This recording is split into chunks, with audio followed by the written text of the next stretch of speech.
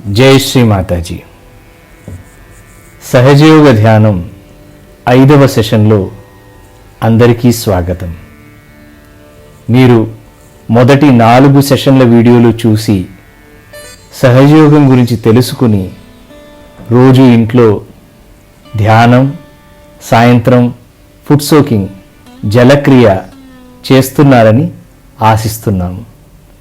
ఒకవేళ మీరు గనక ఈ సెషన్కు ముందున్న 4 వీడియోలు చూడకపోయినట్లయితే ఆ వీడియోలు చూసిన తర్వాతే ఈ వీడియో చూడండి. అలాగే ఈ వీడియో మీరు మొబైల్లో చూస్తున్నట్లయితే హెడ్ ఫోన్స్ పెట్టుకుని చూడండి. మనం ఈ సెషన్లో కాసేపు సహజయోగం గురించి చర్చించుకుని ఆ తర్వాత కలిసి ధ్యానం చేద్దాం. శ్రీ మాతాజీ గారి ప్రవచనం కూడా విందాం. జై శ్రీ మాతాజీ. ఈరోజు సెషన్లో మనం 7వ చక్రం సహస్రార చక్రం గురించి తెలుసుకుందాం. అలాగే సహజయోగ ప్రదాత్రి పరమపూజ్య శ్రీ మాతాజీ నిర్మలాదేవి గారి గురించి కూడా మనం తెలుసుకుందాం. శ్రీ మాతాజీ గారికి ప్రణామం చేసి ఈరోజు సెషన్ మనం ప్రారంభిద్దాం. జై శ్రీ మాతాజీ. మూలాధారంలో నిద్రాణ స్థితిలో ఉన్న కుండలిని సహజయోగం ద్వారా జాగృతమై స్వాదిష్టాన, నాభి, అనాహత, విశుద్ధి, ఆజ్ఞాచక్రాలను దాటుతూ మన సహస్రారంలోకి చేరుతుంది. సహస్రార చక్రం తెరుచుకోవడంతో మన ఆధ్యాత్మిక అభివృద్ధి సాధ్యపడుతుంది. సహస్రార చక్రస్థానం మన మాడుమీది బ్రహ్మరంధ్రం. దీనినే మెడికల్ సైన్స్లో ఫాంటనెల్ బోన్ ఏరియా అని అంటారు. అలాగే ఈ చక్రం మన అరచేతి మధ్యలో కూడా ఉంటుంది. అలాగే అరికాలు మధ్యలో కూడా ఈ చక్రస్థానం ఉంటుంది. సహస్రార చక్రం అన్ని చక్రాలను సమన్వయిస్తుంది. ఎందుకంటే సహస్రార చక్రస్థానమైన బ్రహ్మరంధ్రం చుట్టూనే అన్ని చక్రాల పీఠాలు ఉన్నాయి. ఈ చక్రానికి అధిష్టాన దేవత సాక్షాత్ శ్రీ ఆదిశక్తి. ఎందుకంటే సహస్రార చక్రాన్ని ఛేదించి ఆత్మసాక్షాత్కారం ప్రసాదించగలగడం కేవలం ఆదిశక్తికే సాధ్యమని లలితా సహస్రనామం, దేవీ భాగవతం చెబుతున్నాయి. కుండలిని సహస్రార చక్రాన్ని చేరి మన ఆత్మను పరమాత్మతో అనుసంధానం చేసినప్పుడు మన మస్తిష్కంలోని 1000 నాడులు కమలంలా తేజోన్వితమవుతాయి. ఆ శక్తి ప్రవాహాన్నే మనం మన చేతుల్లోనూ మాడు మీద చల్లని చైతన్య లహరిగా అనుభూతి చెందుతున్నాము. ఇదే ఆత్మసాక్షాత్కారం, ఇదే మోక్ష మార్గం. ఎందుకంటే ఒక నీటి బొట్టు సముద్రంలో ఒకటైనట్టు మనం మన శరీరపు హద్దులను దాటి పరమ చైతన్యంతో ఒకటవుతున్నాము. అన్ని ప్రశ్నలకు సమాధానం ఈ స్థితే. ఆత్మజ్ఞానం మనకు ఈ స్థితిలోనే అవగతమవుతుంది. నిరానందం, పరమశాంతి మనకు లభిస్తుంది. కేవలం ఆదిశక్తి అనుగ్రహంతో లభించే కుండలినీ జాగృతి మరియు ఆత్మసాక్షాత్కారం ఈ సహజయోగ పద్ధతిలో శ్రీ మాతాజీ గారి సమక్షంలో మనకు ఇంత సులభంగా ఎలా లభిస్తుంది? శ్రీ మాతాజీ ఎవరు? రండి తెలుసుకుందాం.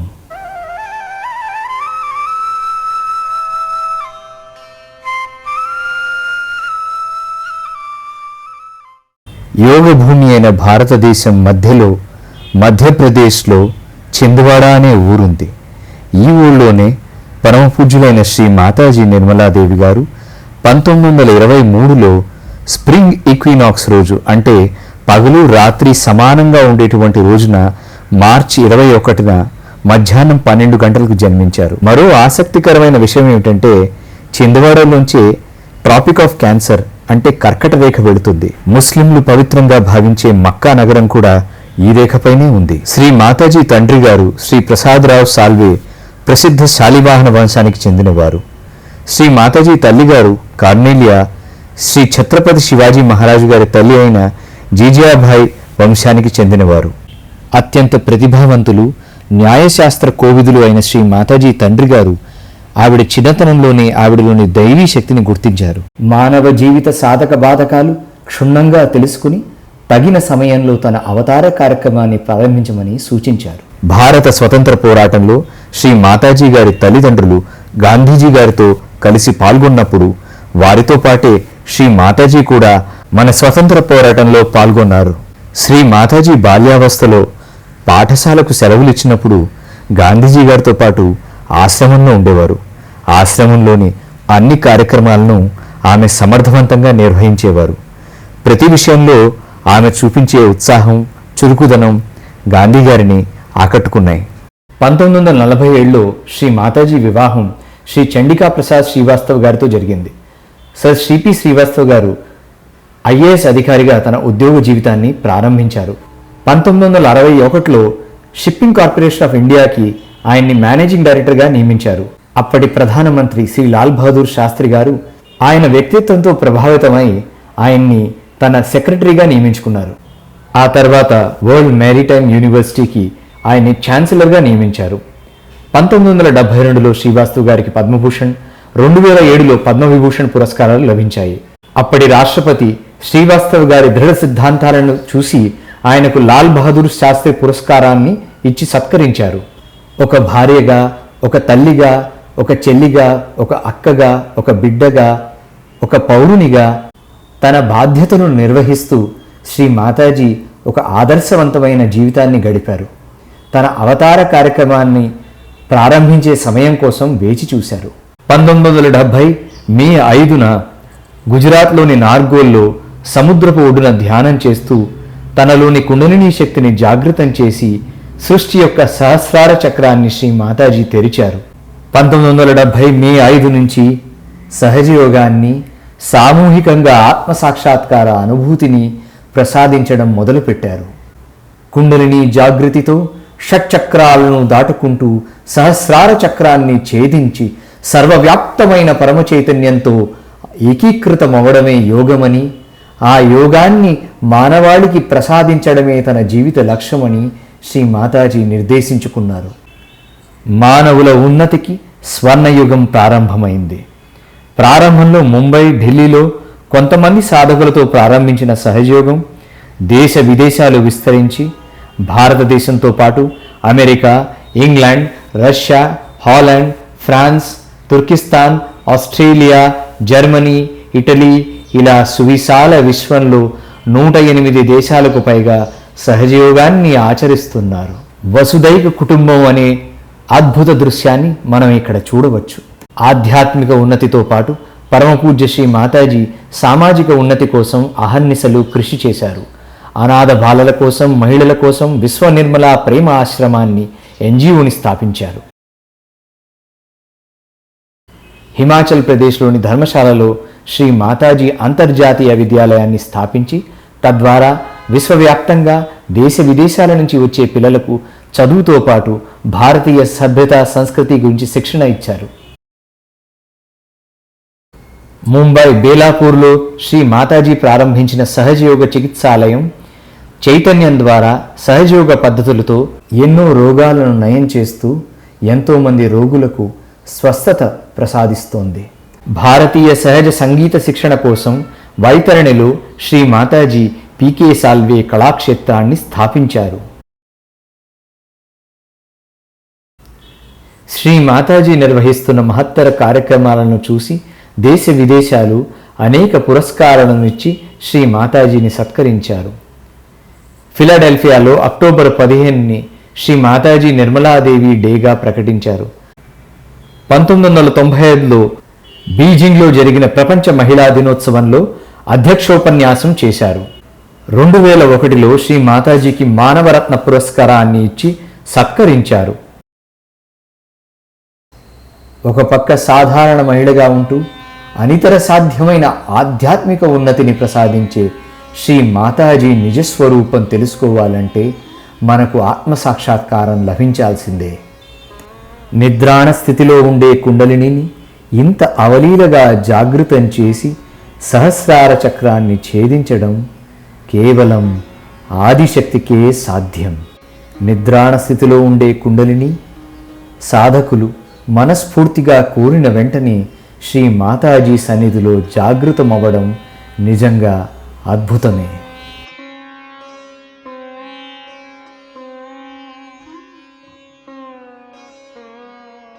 ఈ శక్తిని మన రెండు చేతులలోనూ సహస్రారమైన బ్రహ్మరంధ్రం పైన చైతన్య స్వరూపంలో మనం అనుభూతి చెందుతాం.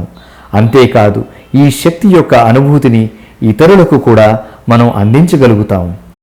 ఈ శక్తి జాగృతం అవడంతో మనకు సమతుల్యత లభించి ఆధ్యాత్మిక ఉన్నతి సాధ్యపడుతుంది. విశ్వవ్యాప్తంగా ఎన్నో వేల మంది సహజయోగులను తయారు చేసి శ్రీ మాతాజీ తన మానవ దేహాన్ని ఫిబ్రవరి 23, 2011 చాలించారు. ఢిల్లీలో నిర్మల్ ధామ్లో శ్రీ మాతాజీ సమాధి మందిరాన్ని మనం దర్శించవచ్చు. ఆత్మకు పరమాత్మకు మరణం లేదు.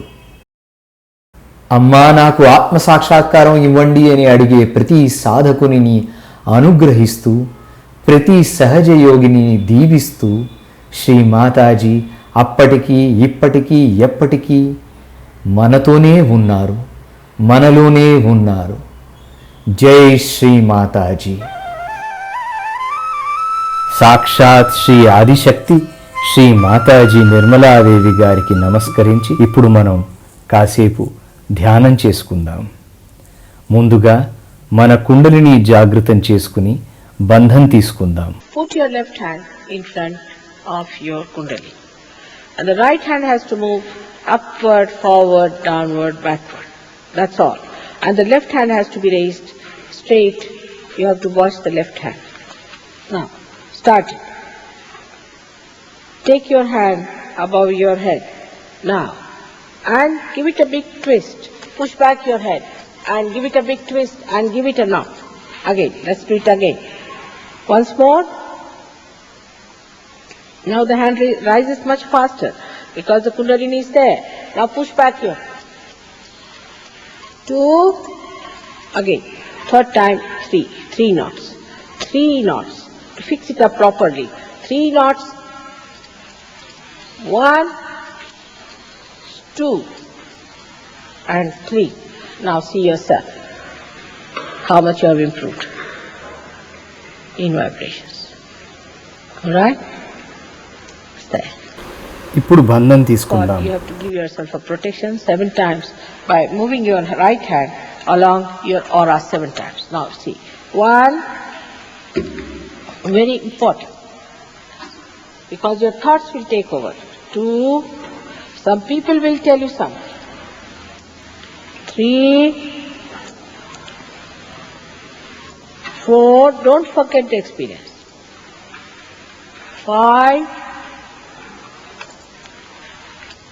6, and 7.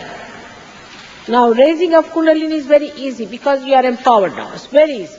ఇప్పుడు మనం ఎడమ నాడిని కుడి నాడిని సంతులనంలోకి తెచ్చుకుని కాసేపు ధ్యానం చేద్దాము.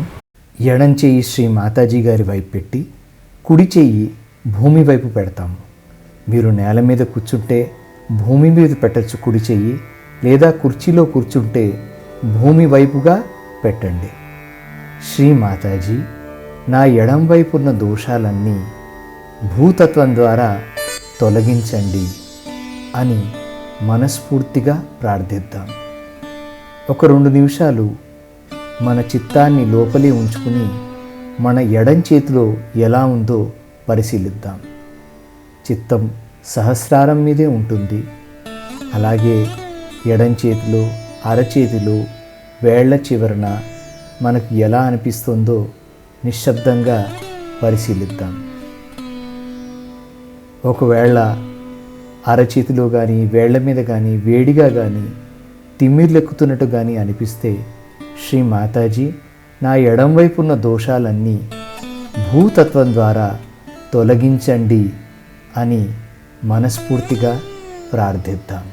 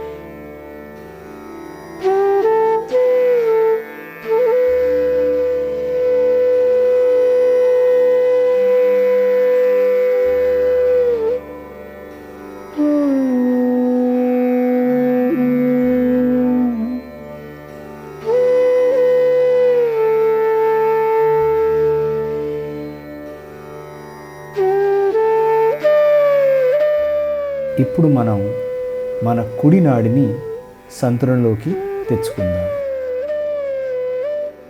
కుడి చెయ్యి శ్రీ మాతాజీ గారి వైపు పెట్టి ఎడం చెయ్యి ఆకాశం వైపు పెడదాం. శ్రీ మాతాజీ, నా కుడివైపు ఉన్న దోషాలన్నీ ఆకాశతత్వం ద్వారా తొలగించండి అని మనస్ఫూర్తిగా ప్రార్థిద్దాం. చిత్తాన్ని లోపలే ఉంచి కుడి అరచేతిలో వేళ్ల చివరన మనకి ఎలా అనిపిస్తుందో పరిశీలిద్దాం. ఒకవేళ కుడి చెయ్యి బరువెక్కుతున్నట్టు అనిపించినా, లేదా చేతిలో వేడివేడిగా అనిపించినా, లేదా వేళ్ల చివర తిమ్మిర్లెక్కుతున్నట్టు అనిపించినా మనస్ఫూర్తిగా శ్రీ మాతాజీని, అమ్మా, నా కుడివైపు ఉన్న దోషాలన్నీ ఆకాశతత్వం ద్వారా తొలగించండి అని ప్రార్థిద్దాం.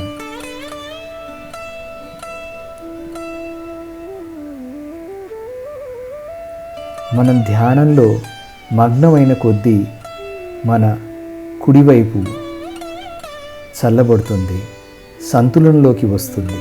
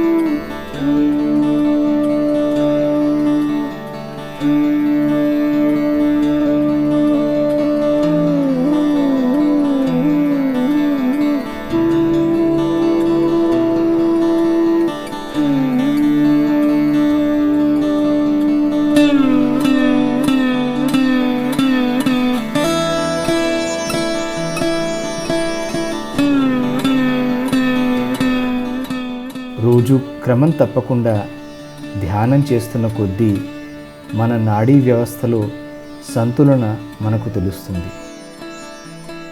ఇప్పుడు మనం రెండు చేతులు శ్రీ మాతాజీ గారి వైపు పెట్టుకుని చిత్తాన్ని సహస్రారంలో ఉంచుకుని ధ్యానం చేద్దాం. శ్రీ మాతాజీ, నా ఆలోచనలన్నీ తీసేసి నాకు నిర్విచార స్థితిని ప్రసాదించండి. నాకు సహజయోగ ధ్యాన స్థితిని ప్రసాదించండి అని ప్రార్థిద్దాం.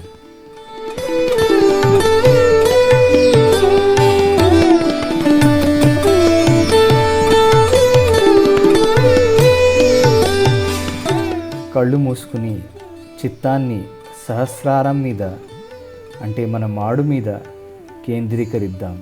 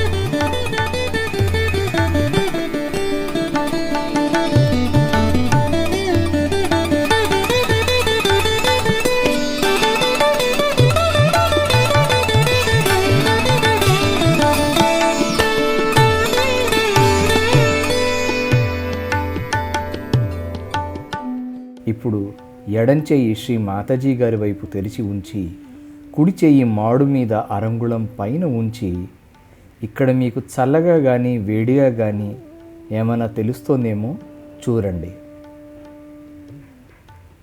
మాడుకి దగ్గరగా, మాడుకి కొంచెం దూరంలో, పైన కింద ఎక్కడ మీకు తెలుస్తోందో చల్లగా కానీ వేడిగా గాలి అతి సూక్ష్మంగా ఉంటుంది, పరికించండి. అలాగే కుడి చెయ్యి శ్రీ మాతాజీ గారి వైపు పెట్టి ఎడం చెయ్యి మాడుకి అరంగుళం పైన పెట్టుకుని ఇప్పుడు చూడండి ఎడం చేతిలో ఎలా తెలుస్తుందో. కొందరికి ఒక చేతిలో చల్లగా అనిపించవచ్చు, ఒక చేతిలో వేడిగా అనిపించవచ్చు. మీకు ఎలా అనిపిస్తోందో చూడండి. ఇప్పుడు రెండు చేతులు మనం ఒళ్ళో పెట్టుకుందాం.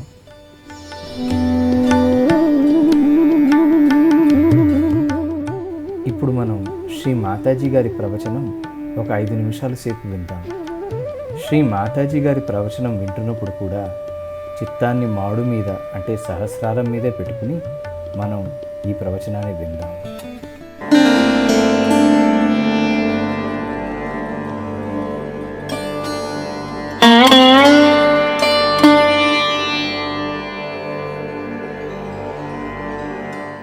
Now then we have another center on top which we call as the heart center. It is in the center. Now in the sternum bone, behind the sternum bone, this center is there, and thymus produces the antibodies in your sternum bone. These antibodies later on fight your diseases. When you are about 12 years of age, they go into the whole body and waiting there for a signal from your sternum bone. That means supposing you see something, you get frightened, this bone starts pulsating. When it pulsates, the antibodies know there's some emergency and they get prepared for it. Now this is such a normal thing to happen to people, but insecurities can be of the worst type. And when these insecurities develop, people can develop all kinds of diseases of the lungs. Especially the women develop what you call as the breast cancer. Mostly these women are insecure. Maybe their husbands are not good, or they feel that the husband may leave them alone or something like that. There are certain insecurities that are built in. They might be quite frightened personalities. I've seen most of the air hostesses have this center heart catching because they are afraid they may miss the plane, or I don't know, they have to be on the job and run and do. Mostly these time-bound jobs cause you the trouble here of the center heart. And this center heart is very important because for women especially, they have to be secured. If their motherhood is challenged, then they are even worse. And this is how one has to understand a woman should be very much respected. If she is your wife, she is your child or anything, she has to be respected and given all the security. It's the woman who makes the society, it's the woman who creates the children, it's the woman who looks after the children. So the men have to give all the security and the protection to the womanhood, and understand that is a very important factor which if we neglect, we can have lots of problems with our society, and the women will start competing with men, and then the society will be all dislocated.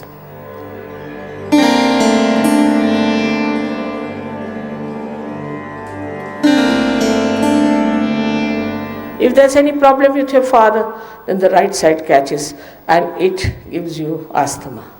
First of all, you are, we can say, vulnerable to asthma due to bad liver. Plus, if you have problems with your father or with your fatherhood. Supposing you are an unhappy father, or maybe that you are not looking after your children, then you get this center caught up very badly. It can happen to any one of us. If a man is unkind to his son, it's a father principle. If the son is unkind to the father, so the father is hurt. It's the father principle if it is disturbed by any chance. Or suddenly father dies and you feel the pinch of that all your life. All that can work out here and you get this right heart catch. With that, you get asthma. It is said that in homeopathy they believe that with more tension you get it. Because when you are more tense, you see, you remember your father. If he was here, he would have helped you. In the subconscious sometimes it works out. And that's how it adds to the problem. It is so simple to work out that you'll be amazed that if you have to just raise the principle of father in a person like that, who might be a dejected father, who might be a cruel father, who might be a son who has lost the father, can be anything, that you have to just put your hand on that part.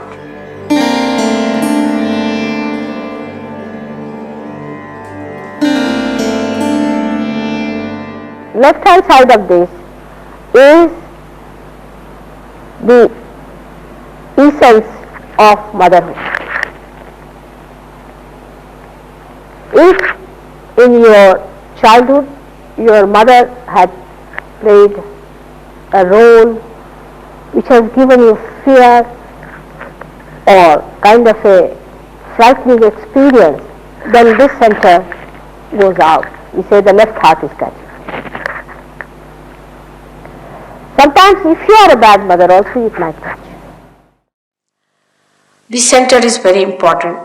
On the left hand side is the mother's side, and the mother itself is, if the mother is a lunatic, you get a problem there. You might get it, we call it a heart.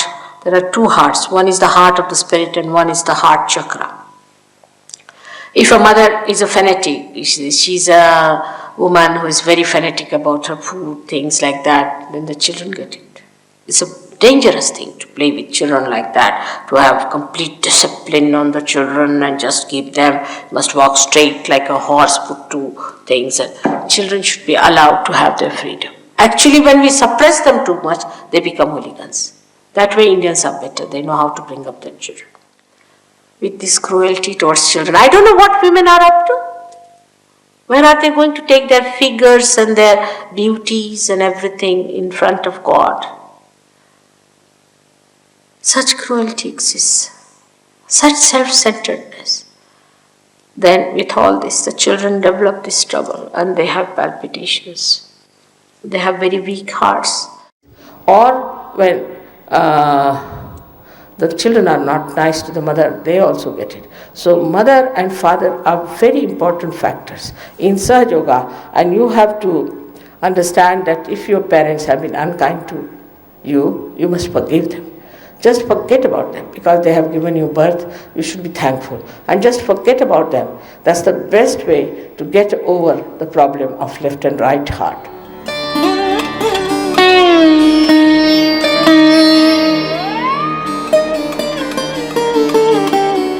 So I have explained to you all these things. Now this is the heart. In the heart resides the spirit. The spirit is watching the game of this creation and is watching what is happening to this person, to this person, to this person, to this person. Everybody has got in their heart the spirit which is watching. It's called as the Kshetrajna, means the one, the knower of the field. He is watching every minute. He knows what to do, where you go, what mistakes you create. He watches. He doesn't interfere. It's only the interference comes from here, from that way, which tries to give you conscience, which tries to improve you.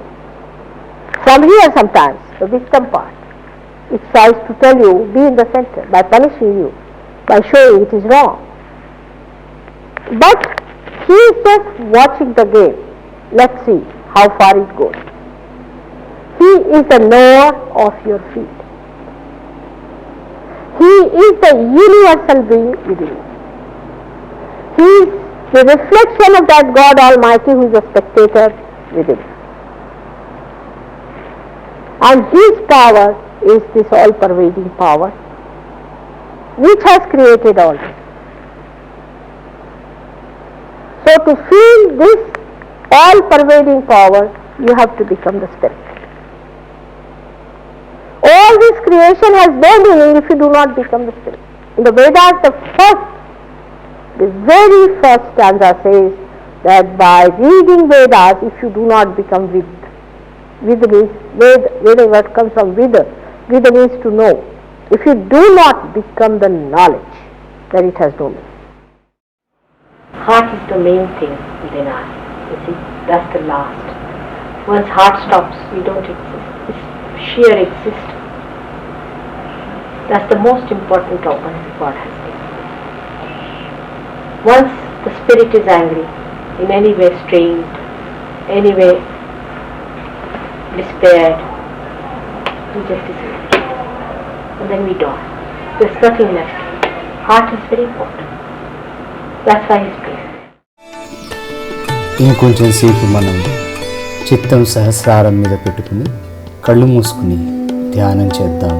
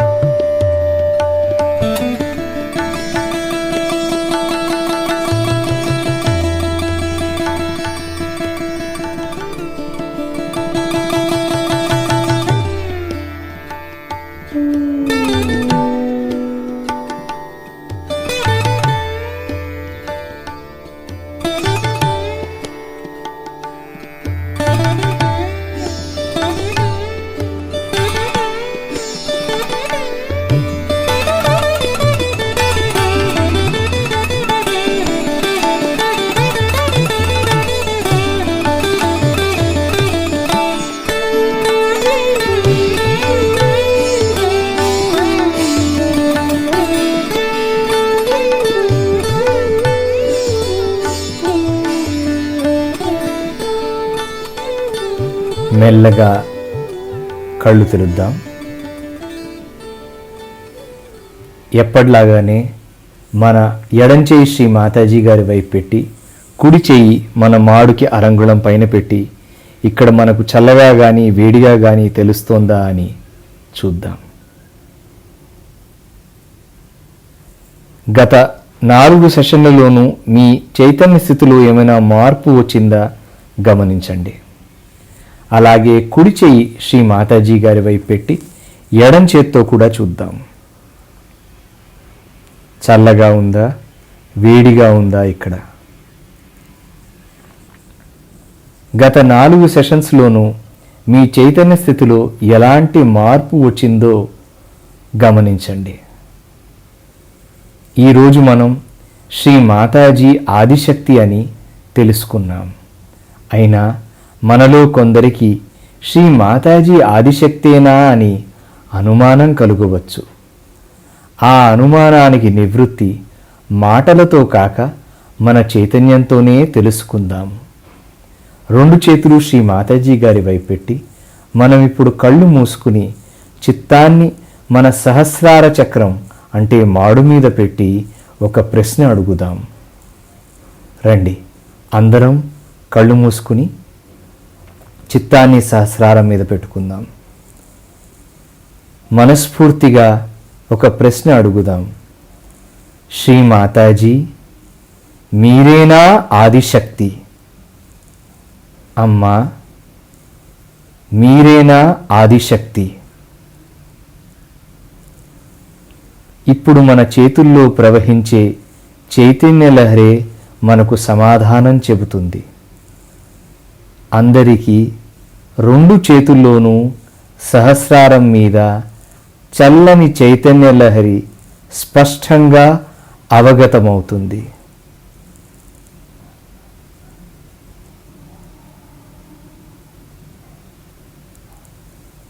మన చేతుల్లో ప్రవహిస్తున్న చైతన్యమే శ్రీ మాతాజీ ఆదిశక్తి అని మనకు స్పష్టంగా చెబుతోంది. శ్రీ మాతాజీ ఆదిశక్తి అని మనం మెదడుతోనే కాక మన హృదయంలోనూ మన చైతన్యంతోనూ తెలుసుకోగలిగాం. సహజయోగంలో ముందుకు వెళ్ళడానికి ఈరోజు మనం తెలుసుకున్న జ్ఞానం ఎంతో అవసరం. సహజయోగం మనకు ప్రసాదించిన గురువు శ్రీ మాతాజీ. మన గురించి అంతా తెలిసిన తల్లి శ్రీ మాతాజీ. అనితర సాధ్యమైన ఆత్మ సాక్షాత్కారాన్ని అవలీలగా మనకు అందించిన జగన్మాత ఆదిశక్తి శ్రీ మాతాజీ. సహజయోగ సాధనలో ఈరోజు మనం తెలుసుకున్న జ్ఞానం, పొందిన అనుభూతితో మనం ముందుకు వెళ్ళగలుగుతాము. మన దైనందిన సాధనలో ఈ జ్ఞానం మనం తెలుసుకోవడం, సర్వస్య శరణాగతులవ్వడం మన ఆధ్యాత్మిక ఉన్నతికి శ్రేయస్కరం. తదుపరి సెషన్లో మనం సహజయోగంలో 3 మహామంత్రాల గురించి, అలాగే మన సమతుల్యతకు ఉపయోగపడే మంత్రాల గురించి కూడా తెలుసుకుందాం. నెక్స్ట్ సెషన్లో మళ్ళీ కలుద్దాం. జై శ్రీ మాతాజీ. ధ్యానం తర్వాత మనం ముందు చెప్పుకున్నట్టుగా 3 సార్లు మన కుండలినిని జాగృతం చేసుకుని 7 సార్లు మన చుట్టూ కవచం అంటే బంధం తీసుకుంటాము. అది తీసుకుని శ్రీ మాతాజీ గారికి నమస్కరించి ఈ సెషన్ ముగిద్దాం. సహజయోగ ధ్యానం గురించి మీకేమైనా సందేహాలు, ప్రశ్నలు ఉంటే ఈ వీడియో కింద కామెంట్స్లో అడగవచ్చు, లేదా వీడియో డిస్క్రిప్షన్లో తెలిపిన ఫోన్ నెంబర్స్కి ఫోన్ చేయవచ్చు. మీ దగ్గరలోని సహజయోగ సెంటర్ని సంప్రదించండి. ఆంధ్రప్రదేశ్లోని సెంటర్ వివరాలకు sahajyogaandhra.org మరియు తెలంగాణలోని వివరాలకు sahajyogatelangana.org వెబ్సైట్లను చూడండి.